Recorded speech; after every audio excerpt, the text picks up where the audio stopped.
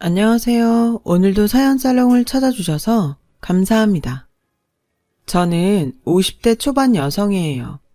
29살의 남편을 만나서 결혼하고 맞벌이를 하며 열심히 살았어요. 저는 일반 회사를 다니고 있었고 남편은 대기업 하청업체에 공장장으로 있었죠. 두 식구가 먹고 살기에 큰 문제는 없었지만 그렇다고 생활이 여유가 있을 정도의 수입은 아니라서 둘 중 한 명이 갑자기 크게 아프기라도 하거나 집안에 무슨 일이 생기게 되면 많이 어려워질 수도 있는 그런 상태였어요. 그래도 조금씩 돈을 모으다 보면 언젠가는 괜찮아질 거라고 막연히 생각했는데 남편은 그렇지 않았어요. 우리가 막 쪼들리는 건 아니지만 항상 큰 돈이 나갈 일이 있을까봐 불안하잖아. 계속 이렇게 사는 건 아닌 것 같아. 그래서 그동안 모아놓은 돈하고 앞으로 둘이 3년 정도 열심히 일하고 퇴직금 받아서 그걸로 사업을 하면 좋을 것 같아. 거창하게 시작하자는 거 아니야. 글쎄, 너무 막연하긴 하다. 우리 지금 둘 다 회사 잘 다니고 있는데 꼭 그래야 되는지도 모르겠고. 사업이라는 게 쉬운 일은 아니잖아. 우리가 해본 적도 없고. 라고 하자 남편은 뭐든 처음이 어려운 거지. 안 해봤으니까 막연히 두려운 거라고. 시작이 반이라고 했잖아. 지금부터 준비해도 늦지 않을 거야. 좀 덜 먹고 덜 놀면서 돈 모으고 준비하면 충분히 해볼 수 있을 것 같아. 우리 사업체를 갖는 거니까 고생하는 보람도 있고 앞으로 태어날 우리 애들도 사장 자식 소리 들으면 좋잖아. 더 편하게 키우고. 당신도 야근하는 거 좀 더 늘려줘.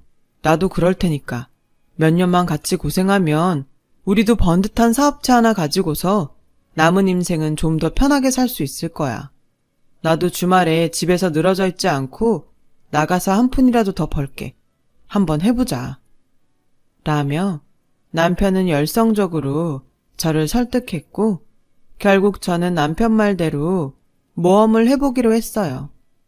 남편은 공장장으로 있으면서 알게 된 인맥들과 더 끈끈한 관계를 맺기 위해 일을 하면서 열심히 노력했고 저도 그런 남편의 모습에 점점 믿음이 생겼죠. 걱정되는 마음이 없었던 건 아니지만 일단 하기로 했으니 열심히 해보자는 생각이 들더라고요. 저는 그때부터 회사의 휴일도 반납하면서 일을 하고 야근하는 날도 늘렸어요. 제가 하는 일이 기업을 상대하는 보험 관련 일이어서 실적에 따라 성과급을 더 많이 가져올 수 있었기 때문에 월급 외 수당을 더 많이 타려고 열심히 했죠. 그렇게 하니 통장의 잔고는 점점 늘어갔지만 당연히 제 몸은 나빠져 갔어요. 원래 건강한 편도 아니었기 때문에 평소에 크게 무리를 하지 않으려고 했었는데 갑자기 일을 늘리고 잠도 못 자고 쉬지도 못했으니 당연한 결과였죠. 하지만 남편도 이리저리 열심히 뛰고 있는데 내 몸 좀 편하자고 쉬는 게 참 미안하더라고요. 그래서 아픈 티도 내지 않고 계속 일을 했죠. 그러면서 2주에 한 번씩은 시댁에 가서 집안일도 하고 청소도 했고요. 시어머니는 제가 결혼하기 좀 전에 혼자 되셨는데 집 청소나 반찬하는 게 힘에 부친다며 저더러 가끔 와서 해달라고 하셨거든요.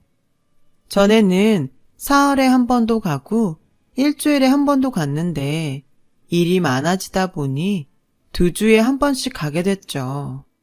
다 늙은 시모 집안일 도와주는 게 이제 꾀가 나는 거냐? 아무리 회사가 바쁘다고 해도 그렇지 2주에 한 번 오니까 집안 꼴이 너무 엉망이잖니. 너도 눈이 있으면 좀 봐라. 라고 하셨지만 저는 아무 말도 못하고 죄송하다고만 했어요. 남편이 사업 시작하기 전까지는 시어머니한테 비밀로 하자고 했거든요. 생각 같아서는 잔소리 듣지 않고 시댁에 도우미를 보내고 싶었지만 사업 준비 중인데 한 푼이라도 덜 써야 될 것 같아서 결국 제가 다시 매주 가게 됐어요. 사실 저는 집안 형편이 그렇게 좋지 못했고 고등학교 때 부모님도 병으로 돌아가셔서 제 남편이 저한테 과분하다고 생각했었거든요. 그래서 정말 볼 것 없는 저를 받아주신 시어머니 신경을 거스르는 그런 일들은 하고 싶지 않았어요. 저는 정말 죽을 힘을 다해 버티면서 일을 했고 3년 후에 어느 정도 자금이 모이자 저희 퇴직금과 은행에서 받은 대출로 드디어 작게 사업을 시작하게 됐어요. 그동안 고생했던 일들이 생각나서 눈물이 쏙 빠지더라고요. 저는 마지막 6개월 동안 하혈로 병원에 실려가기도 하고 응급실에 가서 링거를 맞아가며 일을 했거든요. 주변에서는 저희가 그렇게 고생한 건 모르고 사업을 시작한 게 돈이 많아서 그런 줄 알더라고요. 하지만 남편이 그런 제 마음을 다 안다는 듯 위로하더군요. 당신 진짜 고생 많았어. 많이 힘들었지? 근데 이제부터가 진짜 시작이라 내가 한동안 정신 없을 거야. 아무래도 자리 잡으려면 시간이 필요하니까 내가 집에 못 들어오거나 늦더라도 좀 이해해. 알지? 라길래 저는 그런 거야. 나도 잘 알지. 당신도 건강 신경 쓰면서 해. 근데 우리 정말 괜찮겠지? 처음부터 초치자는 게 아니라 아무래도 처음이니 이것저것 걱정되는 게 많아서 그래. 라고 하자 남편은 너무 걱정하지 마. 청소용품이 질 좋고 저렴하면 계속 쓰게 되잖아. 우리가 품질 유지 잘하고 거래처만 잘 뚫으면 힘든 일은 없을 거야. 당신한테 섣불리 말하면 안 될 것 같아서 입 다물고 있었는데 이거 먼저 이쪽 사업하는 친구한테 조언 많이 듣고 그쪽 관련 사람들 많이 알아놓고 시작한 거야. 이제 당신 호강시켜줄 일만 남았어. 난 괜찮아. 사업만 잘 되면 되지. 그래도 너무 무리하지 말고 차근차근 해. 저는 세부적인 일들은 잘 알지 못해서 그저 잘 되기만을 바랐어요. 남편은 정말 열심히 이리 뛰고 저리 뛰며 거래처를 뚫었고요. 그러자 점점 직원들도 늘어나게 됐고 사업은 조금씩 자리를 잡는 것 같았어요.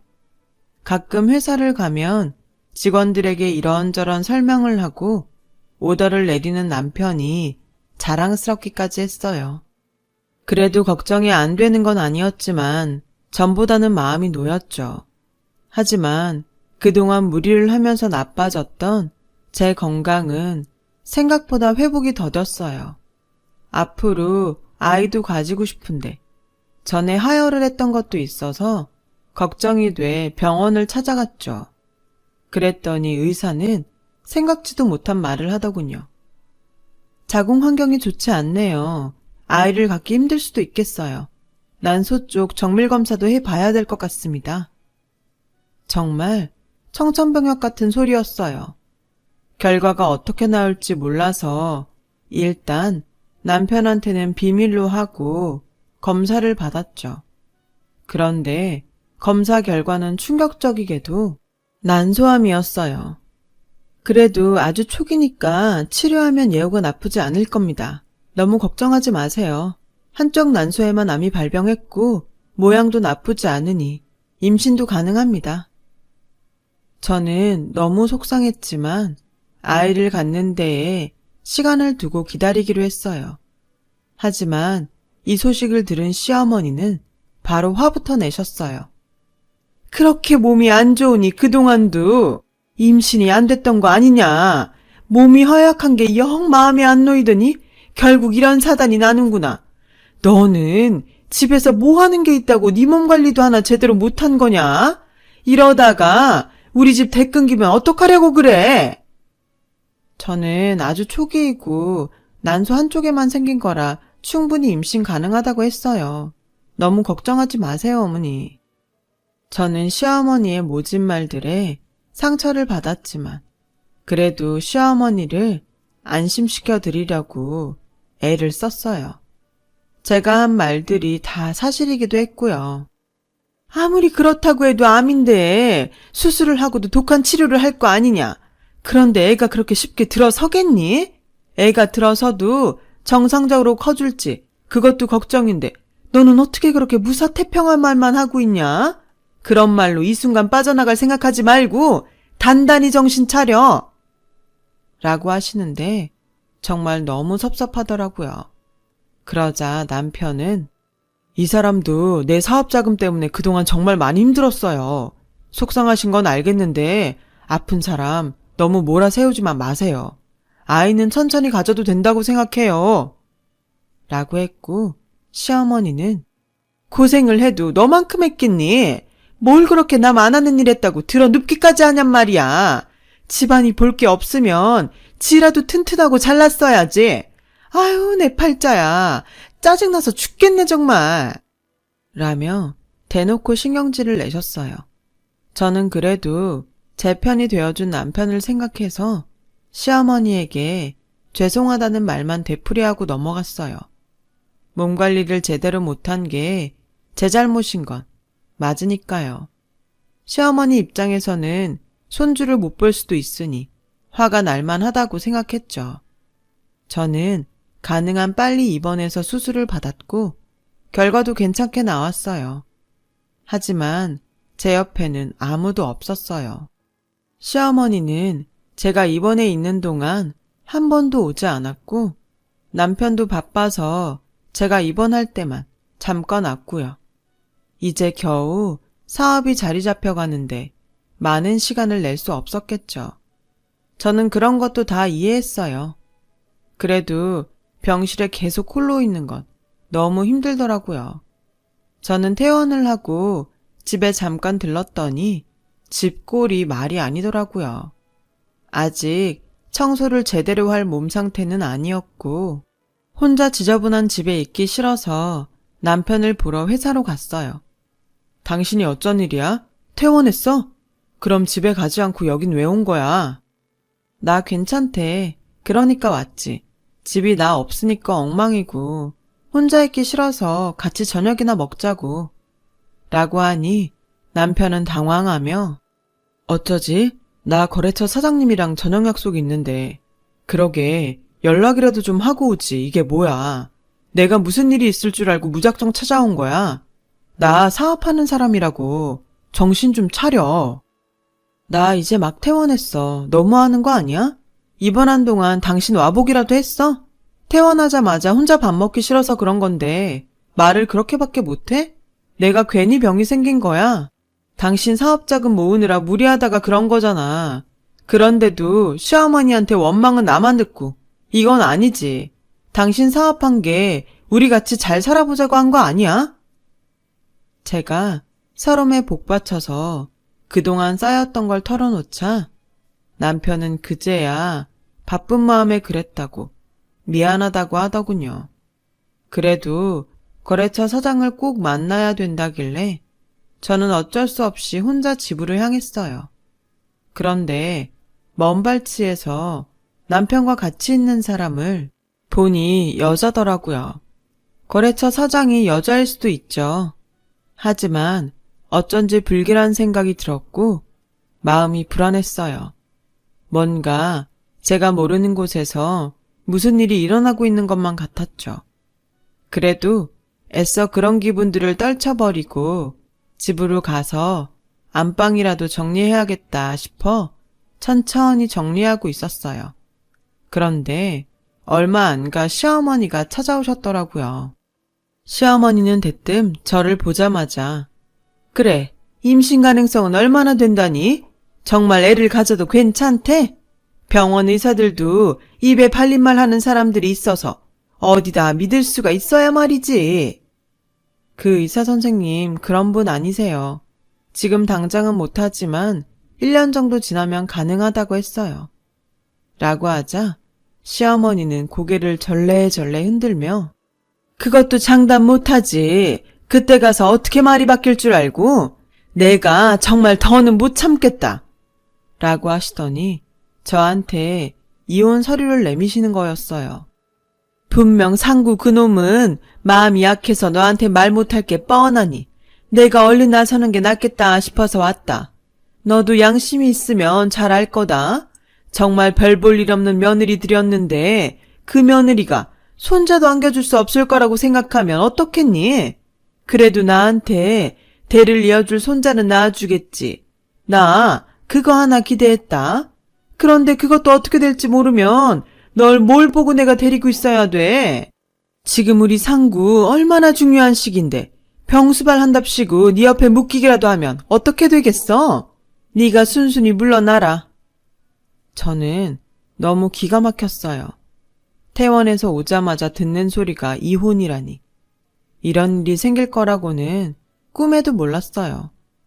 어머니, 그래도 이건 아니죠. 제가 태어나고 며칠 된 것도 아니고 이제 막 집에 온 사람한테 이혼이라니요. 너무하시는 거 아니에요? 너무하는 건 너다. 너 때문에 우리 상구 벌어놓은 돈 다 잡아먹게 생겼잖냐.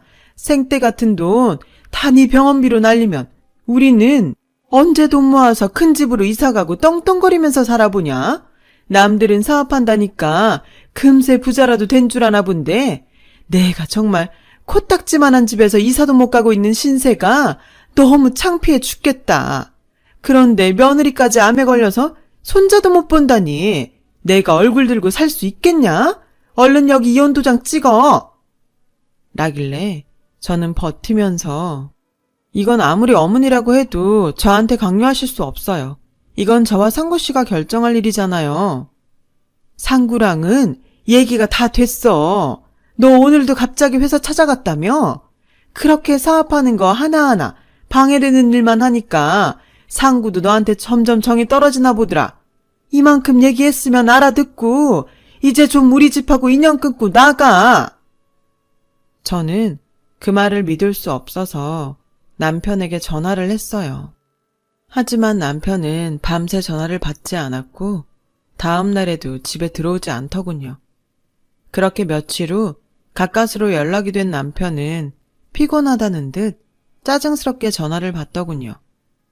나 당분간 집에 못 들어가니까 그렇게 알아. 그리고 나머지 일은 어머니랑 처리했으면 해. 이렇게 끝나는 거 나도 바라지 않았지만 나한테 중요한 시기고 당신도 내조 제대로 못할 거 아니야. 진짜 어떻게 나한테 이래? 내가 당신 사업 때문에 어떻게 했는데. 솔직히 까놓고 얘기해서 당신이 보탠 돈 얼마나 된다고 그래? 전체 사업 자금에서 보면 진짜 세 발의 피야. 그것 가지고 언제까지 생색낼 건데?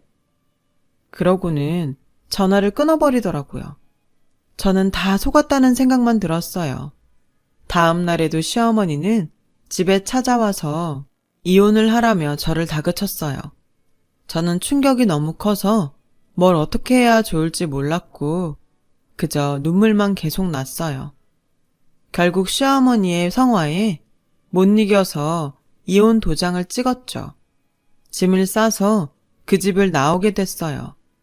친구네 집에 신세를 지게 된 저는 한동안 방 밖으로 나가지도 않았어요. 남편은 저와 이혼하고 얼마 안 돼서 재혼한다는 소식이 들렸어요. 상대는 제가 회사에서 봤던 그 여자가 맞는 것 같더군요. 돈이 많은 투자자라고 하는데 시어머니가 적극적으로 밀었다고 하더라고요. 저는 정말 억울해서 밤에 잠도 안 자고 울기만 했어요. 친구는 그런 저에게 너 이러면 네 몸만 상한다. 그 사람들이 너 아프다고 눈 하나 깜짝할 것 같아? 그렇게 뒷바라지 열심히 해줬더니 쓸모 없어졌다고 바로 내쳤잖아. 네가 정말 억울하면 얼른 건강해져서 잘 살아야지. 그것밖에 없어. 그러니까 몸조리 잘하고 잘 살 생각을 해. 정말 그렇더라고요. 상황이 이런 마당에 제가 운다 한들 뭐가 달라지겠어요? 친구 말대로 건강을 위해 스트레스도 잘 다스리려고 노력하며 건강해지기 위해 병원도 빼먹지 않고 다니고 음식도 좋은 것만 먹으려고 했죠. 그렇게 하니 몸은 차츰 나아졌고 저는 아침 저녁으로 운동까지 할 수 있게 됐어요. 저는 친구 집에 그냥 있을 수 없어서 친구 반찬가게 일을 돕기로 했어요. 반찬가게는 제가 생각했던 것보다 더 규모가 컸고 곧 2호점을 낼 거라고 하더라고요. 저는 반찬 만드는 일을 도우면서 집에서 간단히 해먹을 수 있는 찌개 재료와 양념을 팔면 좋겠다고 했죠. 친구는 좋은 아이디어라면서 전적으로 그 일을 제게 맡겼어요. 일을 하다 보면 여러 가지를 잊게 될 거라는 조언도요. 저는 곧 여러 가지 찌개 양념 소스 개발에 들어갔어요. 그렇게 내놓은 돼지고기 김치찌개와 된장찌개가 첫날 전부 팔리더군요. 이거 반응 너무 괜찮다. 대박 날 것 같은데? 선희 너는 계속 찌개나 탕 종류를 개발해봐. 우리 가게 매출에 톡톡히 도움이 되겠어. 라는 친구의 말에 더 자신감을 얻었고 여러 종류의 찌개와 탕을 만들게 됐어요. 그러자 반찬 가게 본점뿐 아니라 2호점에서도 찌개와 탕을 사는 사람들이 줄을 이었죠. 친구와 저는 본격적으로 탕과 찌개를 중심으로 메뉴들을 새로 짜고서 바쁜 직장인들과 맞벌이 부부들을 겨냥한 상품들을 내놓았어요. 매출은 갈수록 늘었고 2년쯤 지난 후 저희는 한 유통업체와 계약을 맺어 전국으로 제품을 팔게 되었어요. 친구는 규모가 커지자 아예 회사 체제로 바꾸면서 저에게 이사 자리를 주었습니다. 그렇게 저는 온라인에서 파는 물건들을 담당하게 됐어요. 제게 과분한 자리를 준 친구에게 정말 너무 고마웠어요. 친구는 나야말로 네 덕에 반찬만 팔다가 이렇게 찌개랑 탕으로 회사까지 차렸는데 뭘. 솔직히 나는 니네 전남편이랑 시어머니한테 너 보내줘서 고맙다고 하고 싶다. 너한테는 너무 힘든 기억이겠지만. 친구는 그렇게 절 위로했고 저는 고마운 마음에 친구 손을 꼭 잡았죠. 그리고 얼마 안 가서 회사에 출근을 했는데 제 사무실 앞에서 누가 절 기다리고 있더라고요. 보니까 남편이었어요. 저는 직원에게 남편을 그냥 내보내라고 하고 들어오는데 남편이 막무가내로 사무실로 쳐들어왔어요. 당신 아주 신수가 훤해졌네. 건강도 좋아졌나 봐. 잘 지내는 거 보니 나도 마음이 좋다. 저는 너무 가짜나서 헛웃음이 나왔어요. 저보고 별별 독한 말을 했던 시어머니나 헤어지려고 집에 들어오지도 않고 돈 대준 거 생색낸다던 남편을 생각하니 저런 말들이 다 가증스러웠거든요. 제가 아무 말도 하지 않고 자리에 앉자 남편은 바짝 제게 다가와서는 이렇게 이사 명패까지 박은 거 보니 여유 좀 있겠네. 우리 같이 시작한 사업 있잖아. 거기 지금 돈이 조금 필요한데 어떻게 좀 안 될까? 그 말에 제가 너무 화가 나 한마디 하려는데 어느새 친구가 들어와서 이봐요 아저씨, 지금 무슨 소리 하는 거예요? 돈이 조금 필요해요? 여기가 무슨 은행인 줄 알아요? 거 잘 모르면서 남의 일에 끼어들지 마세요. 이 사람도 그 사업 같이 시작했으니까 책임이 있는 거 아니겠어요. 내가 뭐 아무 이유 없이 와서 이러는 줄 알아요? 이 사람도 예전에 자금 됐는데 몸 아파서 같이 못했던 거예요. 그 말에 저는 야, 입은 삐뚤어져도 말은 바로 하랬다고. 아픈 사람 큰 수술하고 태어나자마자 나가라고 했지. 내가 몸이 아파서 같이 못해? 너 말 잘했다. 전에 네가 내가 보탠 사업 자금이 얼마 안 된다고 그랬지? 그 돈 토해내. 그거 내 몸 갈아서 만든 돈이야. 얼마 안 되는 거니까 돌려줄 수 있잖아. 여기 온 김에 언제까지 투자금 반환하겠다고 각서 쓰고 가. 그때 친구가 경비를 부르자 건장한 남자가 와서 남편 팔을 잡고 나가자고 하더군요. 남편은 더 말해봤자 저한테 돈을 줘야 할 일만 생길 것 같은지 말없이 끌려 나갔어요. 그러자 그날 오후에 시어머니가 회사 앞으로 찾아왔더군요. 요새 상고회사에 자금이 좀 필요하다는구나. 너도 힘써서 만든 회사인데 그냥 이대로 넘어지게 두면 안 되잖니. 너도 생각이 있으면 한 푼이라도 더 보태야 되지 않겠어? 할머니, 그만 좀 하세요. 라고 하자 시어머니는 얼굴이 하얘지더군요. 이제 와서 뭐가 어쩌고 어째요?